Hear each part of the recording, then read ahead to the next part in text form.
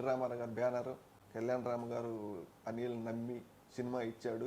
ఆయన ఈ బట్టి ఈరోజు ఇంత ఎదుగుదల కారణం. అదే ఆయన కనుక సినిమా ఇవ్వకపోతే అనిల్ గుర్తింపు వచ్చేది కాదు, ఈ లెవెల్లో ఉండేవాడు కాదేమో. ముందు కళ్యాణ్ రామ్ గారికి థ్యాంక్స్ చెప్పుకుంటున్నాం మేము. అదే కళ్యాణ్ రామ్ గారికి సినిమా స్టోరీ వినిపించినప్పుడు నేను నిర్మాతగా చేస్తాను కానీ హీరోని వేరే వాళ్ళు పెడదాము అనేది అని చెప్పేది మీకేం తెలుసు? తెలుసు. కళ్యాణ్ రామ్ గారు ఏమన్నా అంటే ఇప్పుడు దాకా నేను చాలా సినిమా హోమ్ చేసి అవి చేసి మనం లాస్ట్ బడ్జెట్లో ఉన్నాను, నేను ఆ క్యారెక్టర్కి మళ్ళీ సెట్ అవుతానో లేదో అని అంటే, కామెడీ అంటున్నావు కదా కొంత నేను సెట్ అవుతా లేదు వేరే వాళ్ళని పెడితే లేదండి నన్ను నమ్మండి, మీరు నమ్మండి చేయండి అంటే కళ్యాణ్ రామ్ గారు నమ్మాడు.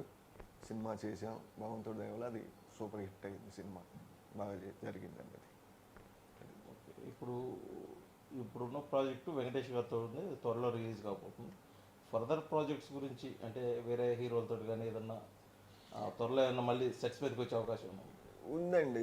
చిరంజీవి గారితో చేయాలని ఉంది. మొన్ననే చిరంజీవి గారితో చేయాలనుకున్నారు. చిరంజీవి గారు ఇష్టం సినిమా చేస్తా కూడా అది దానివల్ల ఇది సంక్రాంతి రాలేకపోవటం వల్ల పోస్ట్ పోన్ అయింది. నెక్స్ట్ చిరంజీవి గారితో చేయొచ్చు అని మేము అనుకుంటున్నాం. చేయాలని కూడా కోరిక బాగుంది అనిల్కి, చిరంజీవి గారితో చేయాలని.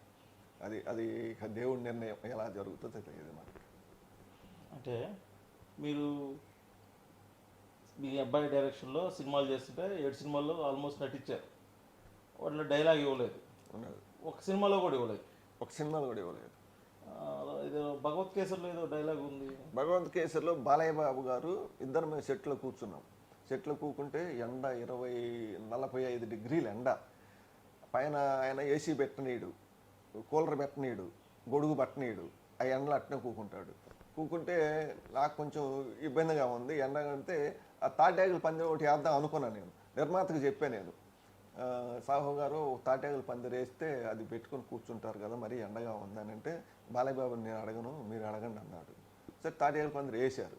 వేసిన తర్వాత నేను ఒకరోజు ఎట్టిన కూకున్నాక, బాబు తాటాకుల పందిరి వేశారు అది వేసుకోకున్నా అంటే, ఎందుకు అన్నాడు. కొంచెం ఇదేం ఎండ కాదే అన్నాడు.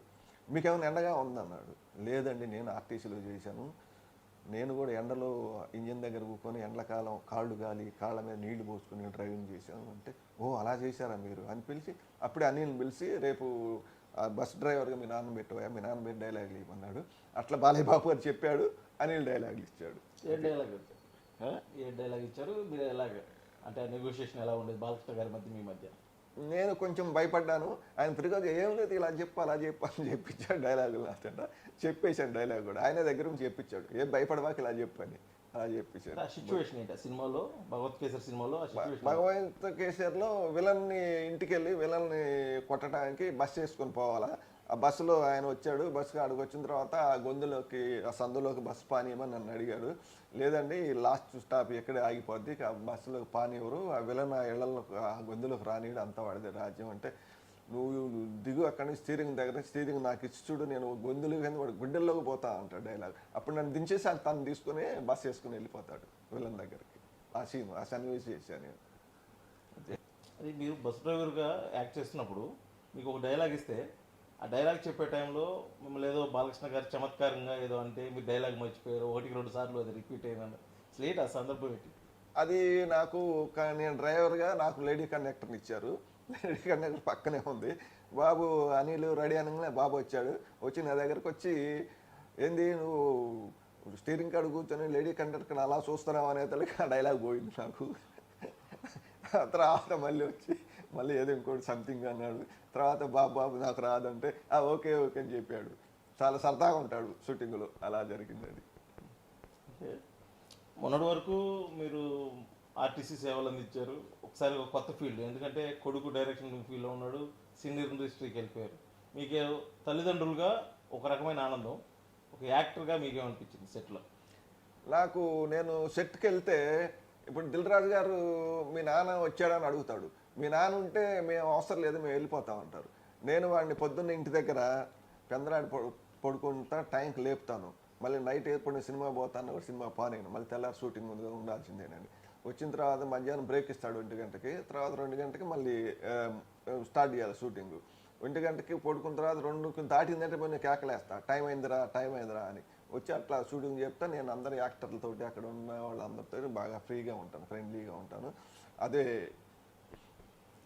చివరిగా ఒక ప్రశ్న, విజయాన్ని అందుకున్న ఒక కొడుకు తల్లిదండ్రులుగా కాకుండా విజయానికి అంటే కొడుకుని ప్రోత్సహించే విజయం వైపు ప్రోత్సహించే కొడుకు కోసం తల్లిదండ్రులుగా మీరు ఇచ్చే ఒక సలహా అంటే చాలామంది ఇప్పుడు సొసైటీలో ఏదేదో అనుకుని ముందుకు వెళ్తున్నారు, ఫెయిల్ అవ్వగానే రిజల్ట్స్ వేరే విధంగా ఉన్నాయి. కొంతమంది వెనక్కి వెళ్ళిపోతున్నారు, కొంతమంది దారి తప్పిపోతున్నారు, కొంతమంది అసలుకైతే సూసైడ్ చేసుకుంటున్న పరిస్థితి.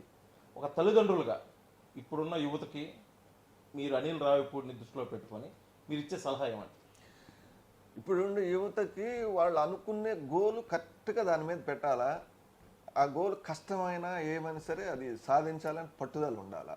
అది అలా సాధిస్తే ఎవరైనా ముందుకెళ్తారు. అది అక్కడ పోయిన తర్వాత మళ్ళీ ఏదో ఒకటి సంథింగ్ అయింది వెనక్కి రాకుండా అలా ఉండకూడదు. ఒక తల్లిగా మీరు ఏమిస్తారు? అంటే అందరూ అనిల్ లాగా ఉండాలి. అక్కడికి వెళ్ళిన తర్వాత వెళ్ళగానే మనకు ఎదురొచ్చేది రాదండి.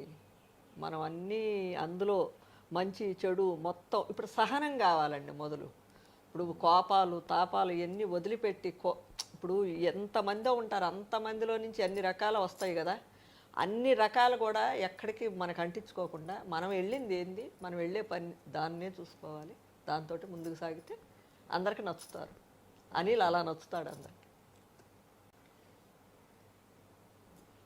తమ కుమారుడు సాధించిన విజయాల పట్ల ఎంతో ఆనందం కూడా వ్యక్తం చేస్తున్నారు ఆ తల్లిదండ్రులు అయితే.